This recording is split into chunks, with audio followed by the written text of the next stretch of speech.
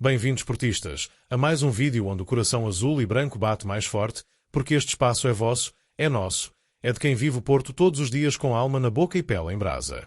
Aqui não há meias palavras, não há filtros, só a verdade daquilo que sentimos e daquilo que está a acontecer com o nosso clube. Hoje trazemos 5 notícias que prometem abalar o estado de espírito de qualquer adepto, 5 histórias que nos levam do orgulho à revolta, da dor à esperança, da saudade ao futuro. Vais ouvir falar de um miúdo que já mostra ser gigante, de uma polémica que está a incendiar o calendário, de um treinador que chegou e já conquista prémios, de um balneário em alerta máximo por causa das lesões e de uma homenagem que nos faz parar e respirar fundo porque há memórias que nunca se apagam. Por isso, antes de seguirmos, deixa já o teu like, ativa o sininho e garante que estás subscrito, porque este canal é a bancada digital de todos nós e cada comentário teu é mais um grito a ecoar no dragão. E prepara-te, porque a primeira notícia vai fazer levantar a cabeça com orgulho, mas o que vem a seguir vai mexer. Quando um jogador formado no Porto veste outra camisola e continua a espalhar magia, a verdade é que sentimos o mesmo orgulho como se estivesse no dragão. Foi isso que aconteceu com Rodrigo Mora, chamado à seleção sub-21 e decisivo na vitória contra a Escócia, com um golo e uma assistência que deixaram claro que estamos perante um talento especial. O jovem criativo, habituado a jogar atrás do avançado, mostrou personalidade, confiança e qualidade num palco internacional, assumindo o jogo como se fosse veterano. Marcou de cabeça, algo que até ele próprio admitiu não ser comum, e ainda teve a frieza para assistir Roger, que tanto precisava daquele golo. Não é apenas a estatística que impressiona, é a forma como se impôs em campo, a pedir bola, a comandar jogadas, a ser líder numa equipa recheada de jovens. Para o Porto, isto é um sinal claro. Há futuro, há uma pérola que cresce a olhos vistos. Os adeptos sentem essa esperança, porque ver Rodrigo Mora brilhar fora é imaginar o que pode fazer dentro, quando tiver a oportunidade de vestir de azul e branco em noites grandes, no dragão cheio, contra rivais que tremem quando sentem o peso da nossa camisola. E não é apenas esperança, é também responsabilidade. Porque se Mora já prova na seleção que pode ser decisivo, então o Porto tem de saber aproveitar, proteger e potenciar este talento. Não podemos correr o risco de ver outro jovem escapar sem ter tempo de se afirmar plenamente no clube que o formou. Cada toque dele em campo é uma mensagem. Está pronto para mais, quer mais, merece mais.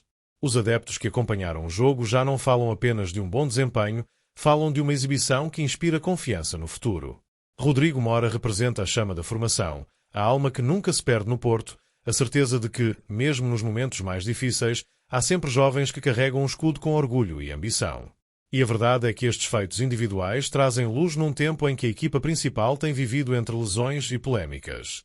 É como se Mora, com apenas 19 anos, tivesse lembrado a todos nós que o Porto nunca fica sem resposta, nunca fica sem talento, nunca deixa de ter alguém pronto para levantar a bandeira quando os outros caem. O balneário sente, os adeptos sentem, e os rivais já percebem que há um novo nome a ter em conta.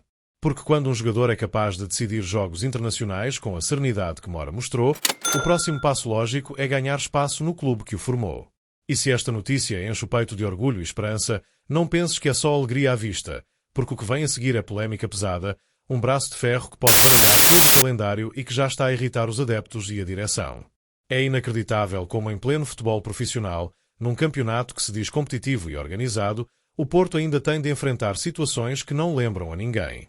O jogo contra o Aroca, marcado para 28 de setembro, está envolto numa polémica que revolta qualquer adepto, e tudo por causa da Feira das Colheitas. Sim, uma festa popular da Vila pode pôr em causa um jogo da Liga. O Porto já foi claro, não admite adiar.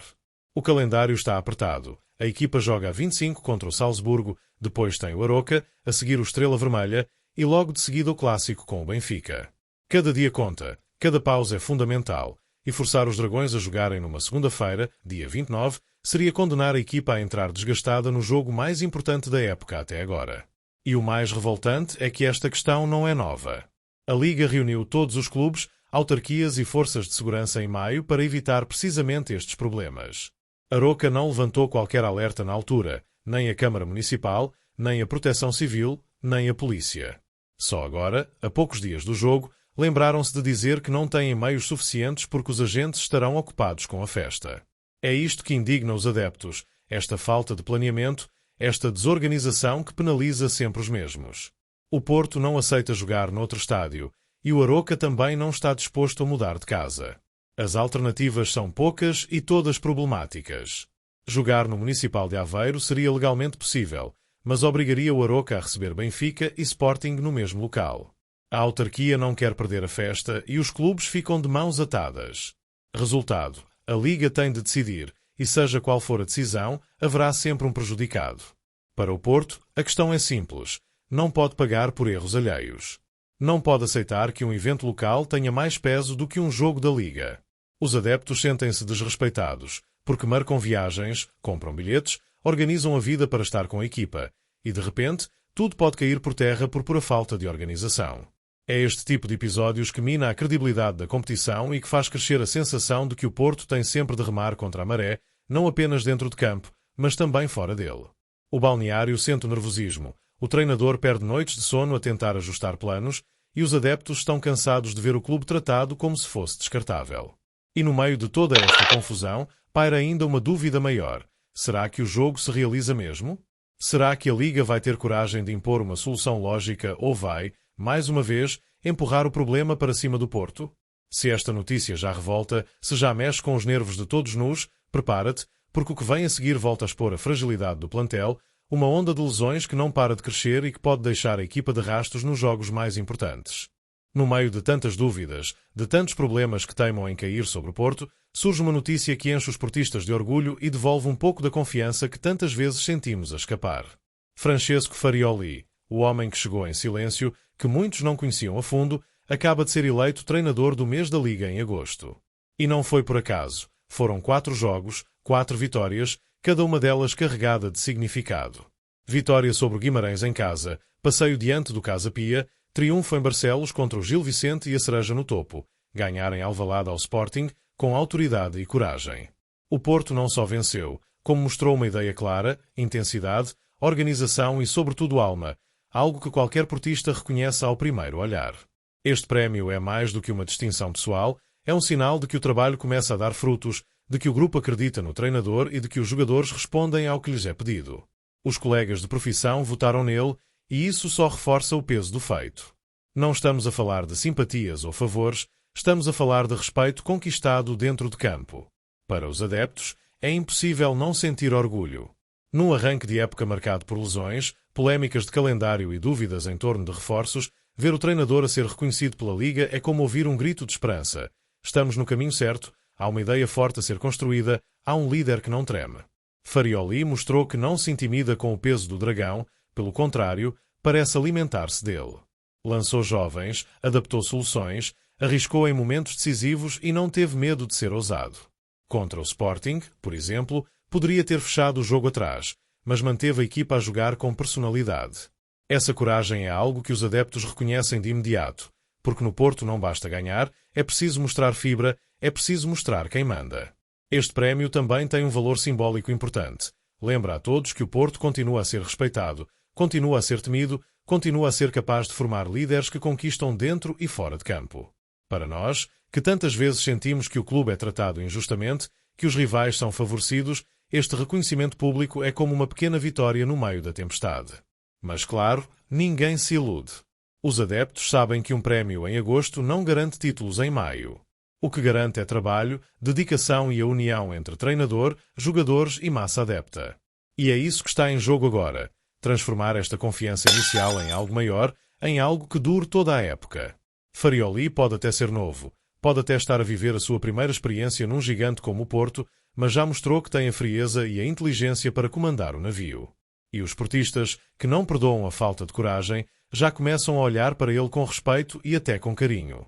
Só que, enquanto celebramos este feito, o balneário continua a viver dias difíceis, e a próxima notícia é prova disso. Porque não basta ter treinador do mês quando metade da equipa está no estaleiro. E o que aí vem pode ser um pesadelo às portas do clássico com o Benfica. Quando parecia que a equipa começava a ganhar estabilidade, que o balneário se unia em torno de Farioli, eis que surge uma verdadeira avalanche no departamento médico. Um a um, jogadores fundamentais foram caindo, até chegarmos ao ponto de ter uma lista de lesionados que mais parece uma equipa inteira de fora. É impossível para um portista não sentir o coração apertado ao olhar para este cenário.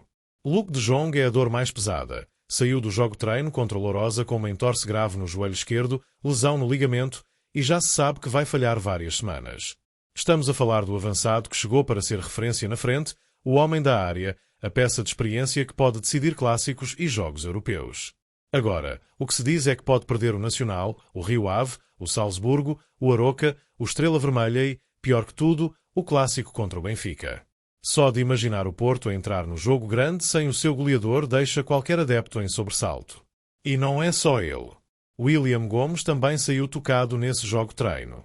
Felizmente, o problema não parece tão grave, mas mesmo assim está em dúvida e não dá para contar com ele a 100%. Depois temos Alberto Costa, que vinha a ser um dos mais regulares e já tinha 4 assistências, parado por lesão muscular. Eustáquio regressou da seleção com problemas no joelho. Gabri Veiga continua limitado nos treinos. Martim Fernandes, o miúdo que tanto prometia, está ainda longe da recuperação depois de lesão grave no arranque da época. São 6 jogadores fundamentais, 6 dores de cabeça para Farioli, 6 razões para os adeptos sentirem medo de ver a equipa a fraquejar justamente na fase mais complicada do calendário. Porque isto não são jogos fáceis, são jornadas de campeonato, jogos de Liga Europa e logo a seguir o clássico que pode marcar o rumo da época. O Porto até tentou dar um sinal positivo, não deu folgas aos lesionados, todos eles continuam em recuperação intensiva no Olival e já se percebe que há esperança de recuperar alguns para o Nacional. Mas a verdade é que a confiança está abalada. Como é que se prepara uma equipa para jogos tão pesados quando metade das opções estão no estaleiro? Como é que se mantém a rotação, a intensidade, a frescura, se os jogadores disponíveis sabem que vão ter de jogar praticamente sempre? Os adeptos sentem esta fragilidade. Há frustração por ver a sorte sempre bater contra, há medo de que a época se complique cedo demais, há nervosismo porque ninguém sabe ao certo quem estará disponível em cada jogo. O balneário precisa de força, precisa de acreditar que é possível resistir, mas as baixas pesam como pedras no coração de todos. E se esta notícia já deixa qualquer portista de mãos na cabeça, prepara-te para a última, porque se até aqui falámos de futuro e de presente, o que vem a seguir mexe com a memória, com a emoção e com aquilo que nenhum portista esquece, a homenagem a Pinto da Costa. Há momentos em que o futebol para. Não interessa se é vitória ou derrota, se há polémica ou festa, porque existe algo maior que tudo isso, a memória. E no Porto, essa memória tem um nome que ninguém ousa esquecer, Jorge Nuno Pinto da Costa. Na terceira edição dos Liga Portugal Awards, o filho do eterno presidente, Alexandre Pinto da Costa, subiu ao palco para receber o prémio de homenagem ao pai. E no instante em que falou, o silêncio tomou conta da sala, como se todos os presentes tivessem parado para ouvir não apenas um discurso, mas a voz de quem carrega um apelido que significa história.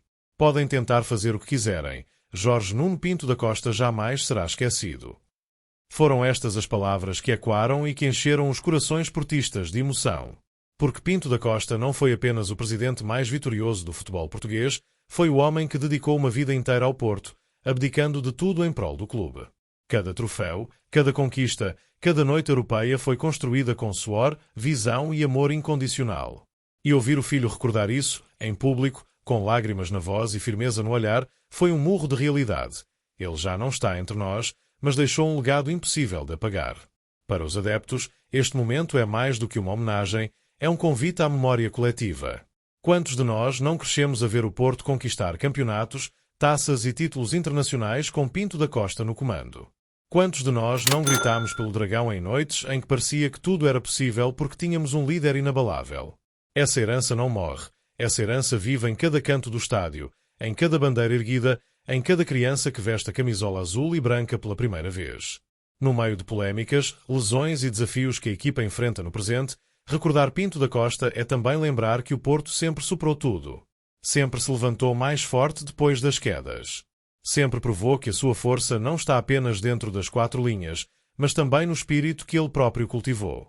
Este encerramento é perfeito porque não deixa ninguém indiferente. Faz chorar, faz sorrir, faz acreditar que o Porto nunca caminha sozinho. A homenagem é um lembrete. Os presidentes passam, os jogadores mudam, mas a alma do clube é eterna. E essa alma foi moldada por Pinto da Costa de uma forma que jamais será repetida. Por isso, portistas, termino este vídeo como comecei, contigo, que sentes cada notícia como se fosse tua, que vibra, que sofre e que acredita. Deixa o teu like, partilha com outros portistas e subscreve, porque este canal é feito para ti, é feito para todos nós. E nunca te esqueças, quem sente, nunca desiste, e quem acredita, volta mais forte.